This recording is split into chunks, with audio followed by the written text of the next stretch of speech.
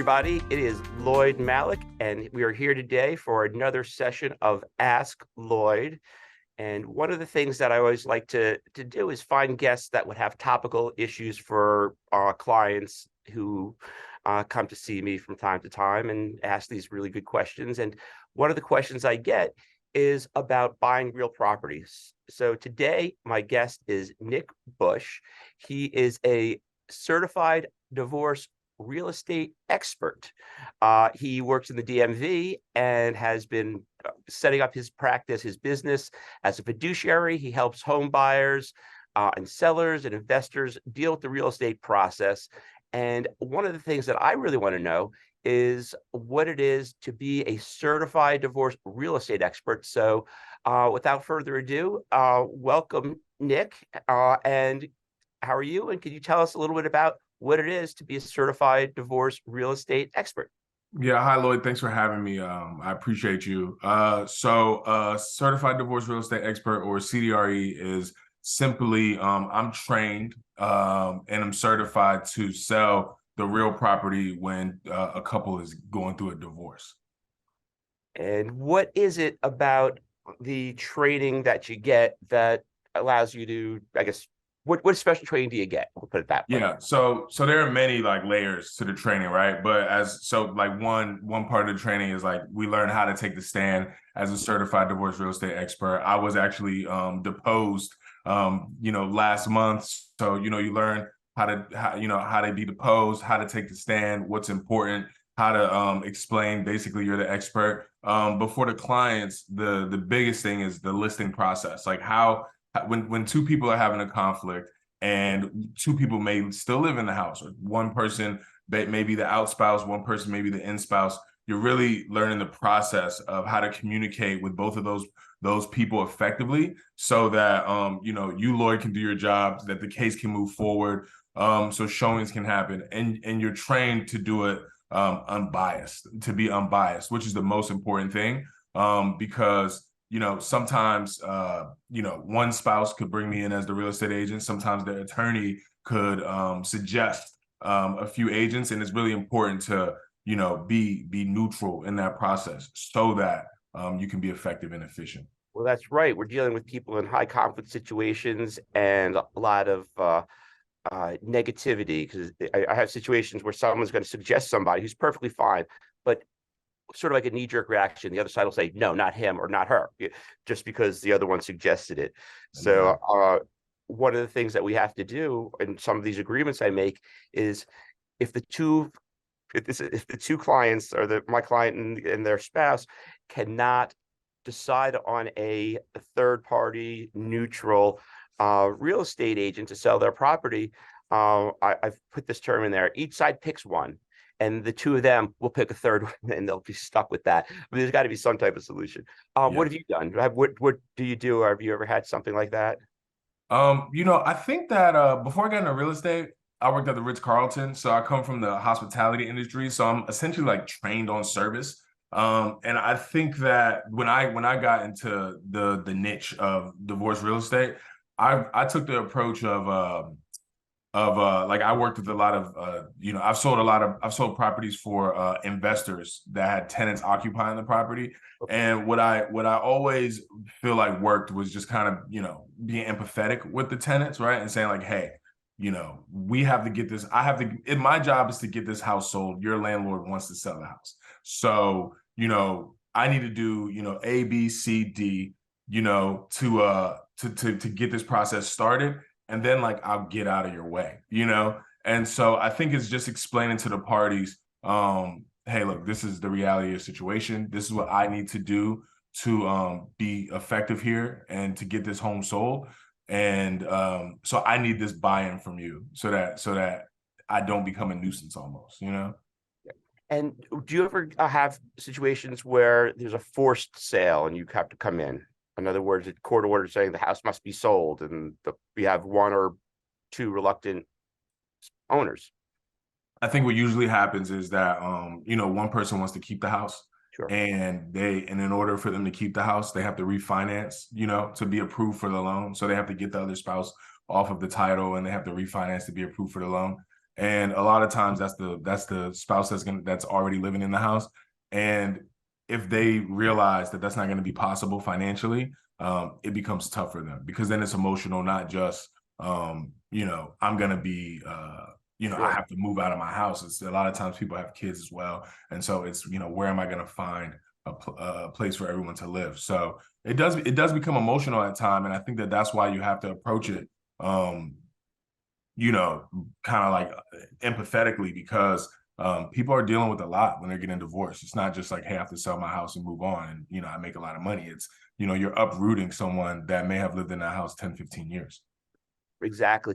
And you were talking about like being unbiased. How and why is that so important to have this unbiased or Yeah. lack of bias? Mhm. Well, I think that like, because I'm not on anyone's team, right? My job is to get the home sold, and so I have to be unbiased, because two people have to sign a listing agreement. If two people own a house, like they both have to sign a listing agreement, right?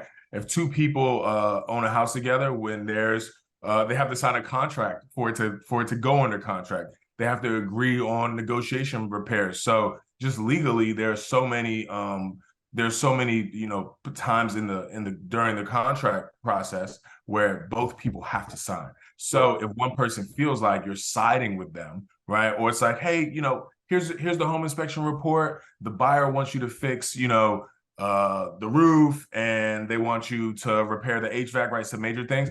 If one person feels like, okay, well, I'm siding with this person all the time, or I'm taking what they say they want to do more valuable, then it could just slow down the process entirely, Yeah. Well, I know that in a lot of family dynamics or divorce dynamics, there's oftentimes a more dominant spouse. It's not necessarily, not gender specific, but someone tends to take the lead in those types of things.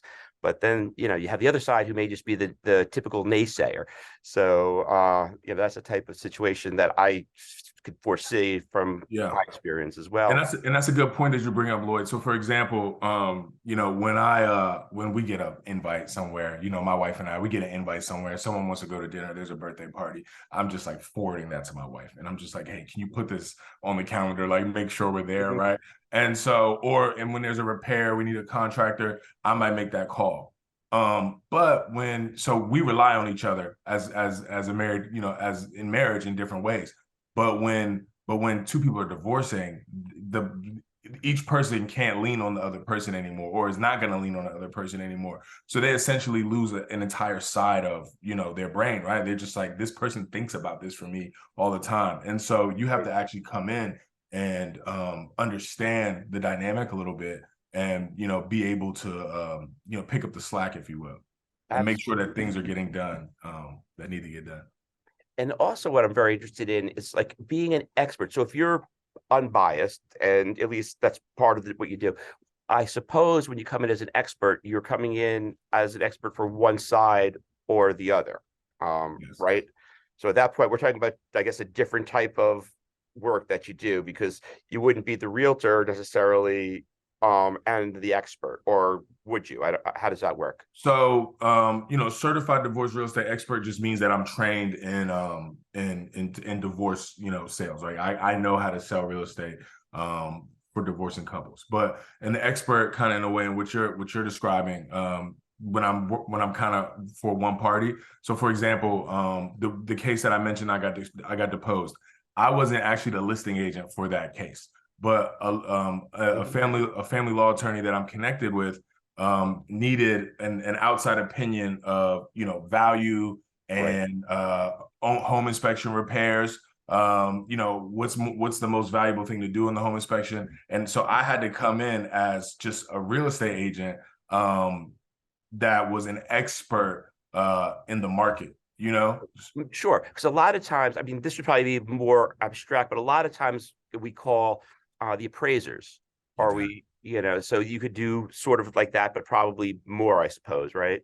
Exactly. And so what I've learned is, so as a real estate agent, we're always, our job when we have a listing, right, it goes under contract, and we have, an offer price, we have to defend the value to the appraiser. We have to Sure. almost say, hey, Mr. Appraiser, this is why we think the value is what it is, right? And our value is also based on market conditions. So I had a listing that was listed at 375, but there were no comps in the last like 6 months. How'd you come And up so with that? Right. an appraiser, it's hard for an appraiser to find value without comps. But for me, I'm like, hey, look, I know we should be at 375 because I understand the nuance of the market.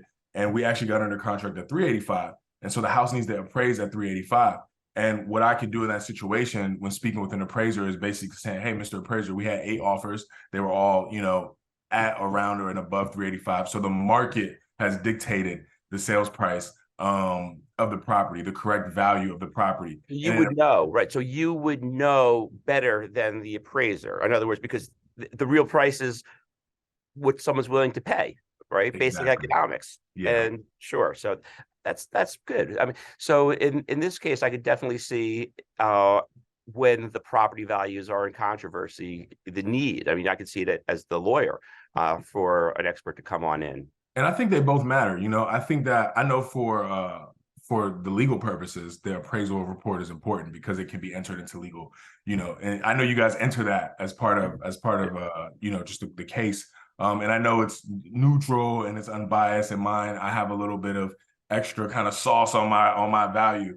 But I think that they're both important. I think understanding what an appraiser would value the property is important, and then having a real estate agent say, well, this is the market condition and this is the Well, nuance. I'm just thinking if I was the fact finder, if I was the judge and I had an appraiser say, well, I appraised it and it should be this, but then someone comes in and says, listen, I listed it on the market and it was higher.